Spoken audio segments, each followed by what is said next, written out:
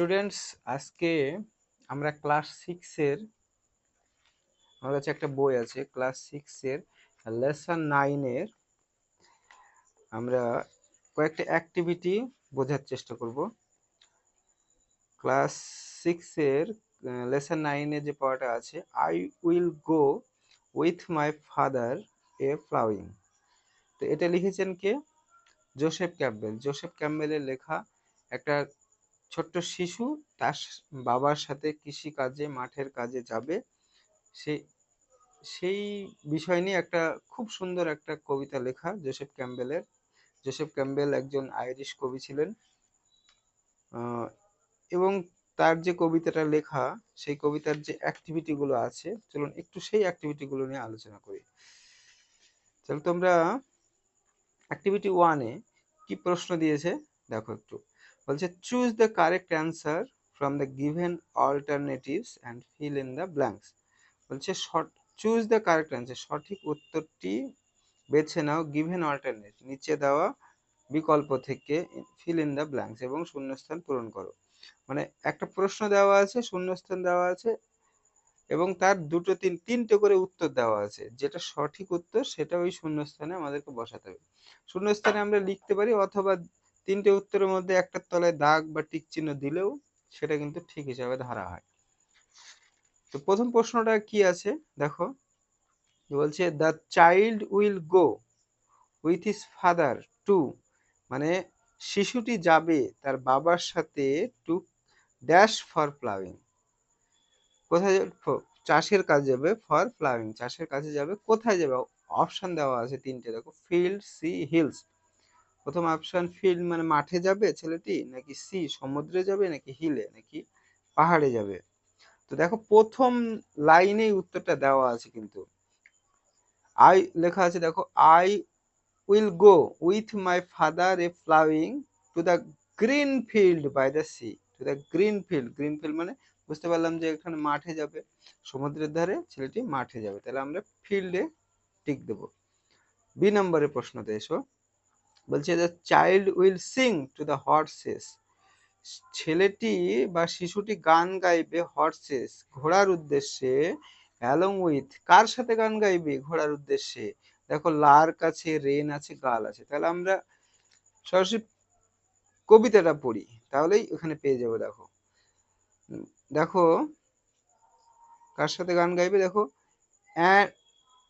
এই তো, হ্যাঁ দেখো কত নম্বর লাইন আমি বলে দিচ্ছি, 1 2 3 4 5, 5 নম্বর লাইনে লেখা আছে দেখো।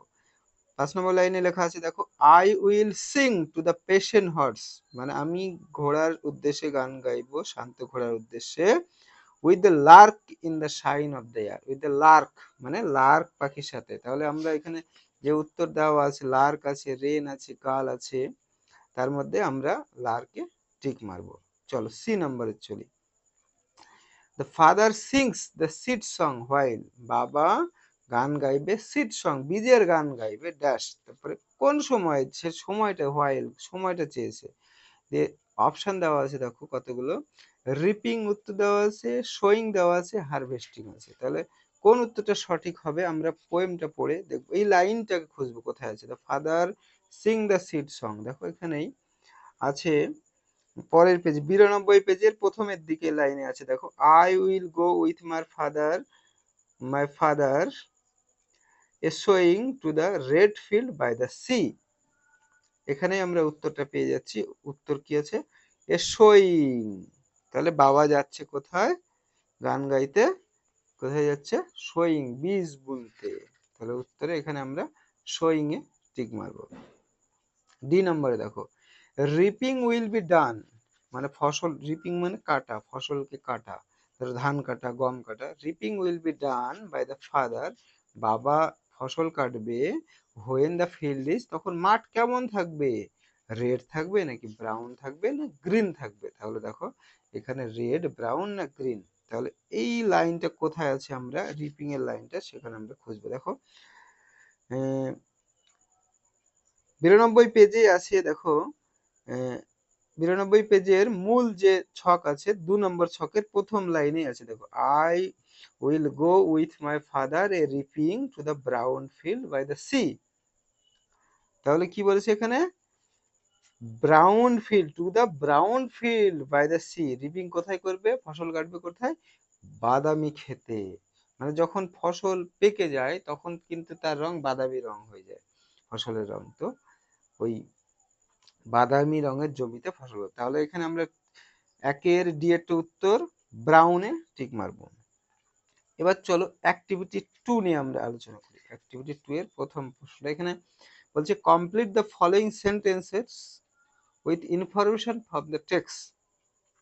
বলছে সম্পূর্ণ করো, বাক্যগুলোকে সম্পূর্ণ করো পাঠ্যের যে পাঠটা আছে, যে কবিতাটা আছে সেই কবিতার লাইন নিয়ে। চলো প্রথমে কি দেওয়া আছে দেখো, 1 নম্বরে dash will come flocking after me. প্রথমে বসা যাবে কি উইল কাম ফ্লোকিং আফটার, মানে আমার পিছু পিছু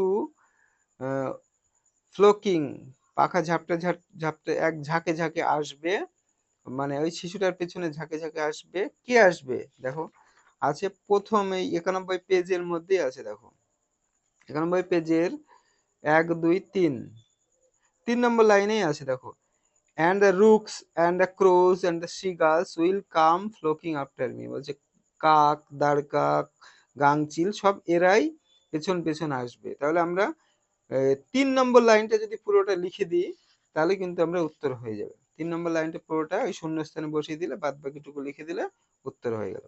বি নম্বরে the plough song will sing. Plough song মানে চাষের গান, চাষের গান হবে।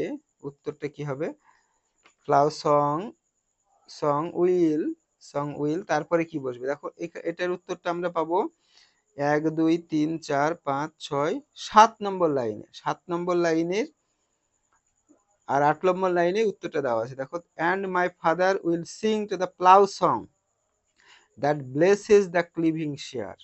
তাহলে 8 নম্বর লাইনটা যদি শুধু লিখে দিই, শুধু 8 নম্বর লাইন, তাহলেই কিন্তু উত্তর হয়ে গেল শূন্যস্থানে। সি নম্বরে the child will go dash for showing. শিশুটি যাবে ড্যাশ ফর শোয়িং। এটা আমরা কি পাবো দেখো 92 পেজে, মানে কত নম্বর লাইন হচ্ছে, 9 আর 10 নম্বর লাইন। 9 আর 10 নম্বর লাইনেই দেখো I will go with my father sowing to the red field by the sea. তাহলে এখানে আমরা a sowing to the red field by the sea for sowing এইটুকু যদি আমরা লিখে দিই, মানে 9 নম্বর লাইনের এ শোয়িং থেকে to the red field by the sea এইটুকু যদি লিখে দিই তাহলে কিন্তু উত্তরটা হয়ে যাবে। ডি নম্বরে চলো, রিপার্স আর ট্যান ফেস্ট, মানে যারা ফসল কাটবে তাদের মানে মুখের যে চেহারা, মুখের যে রং সেটা বাদামি রং হয়ে যায়। ট্যান ফেস্ট কেন হয়ে যাবে, বাদামি রঙের কেন হয়ে যায়, কারণ কি রোদে পুড়ে, তাই তো। এটার উত্তরটা কোথায় পাবো আমরা দেখো 92 পেজের কত নম্বর লাইন, 1 2 3 4 5 6 7 8 9 10 11 12 13 13 নম্বর লাইন আর 14 নম্বর লাইনে কিন্তু এখানে দেওয়া আছে। দেখো উত্তরটা আমরা কোথা থেকে নেব, দেখো লেখা আছে I will go to the weary reapers. আমি I will sing to the weary reapers, আমি গান গাইবো ক্লান্ত কর্তনকারীদের উদ্দেশ্যে উইথ দ্য রেন, রেন পাখির সাথে in the heat of the sun. Heat of the sun actual কারণ কি, ট্যান ফেসের কারণ সূর্যের তাপ, হিট অফ দ্য সান। তাহলে লিখতে হবে in the heat of the sun, মানে শূন্যস্থানে ওই 14 নম্বর লাইনের in the heat of the sun এইটুকু যদি লিখে দিই তাহলে কিন্তু উত্তরটা হয়ে গেল। তাহলে আমাদেরকে আলাদাভাবে মুখস্থ করে রাখার দরকার নাই, এই প্রশ্নগুলোর উত্তর আমরা বই থেকে দাগিয়ে দাগিয়ে লিখে নিতে পারবো, বা কোশ্চেনে যে পোয়েমটা দেওয়া থাকবে সেখানে পোয়েমটা থেকে তলায় যেটুকু লেখা আছে সেইটুকু থেকে আমরা লিখে নিতে পারবো। ফ্রেন্ডস আজকের মতন এখানেই আমি অ্যাক্টিভিটি 1 আর অ্যাক্টিভিটি 2 আলোচনা করব। নেক্সট ক্লাসে আশা করছি আরো অনেক বেশি করে অ্যাক্টিভিটি তোমাদের সাথে আলোচনা করতে পারবো। Thank you.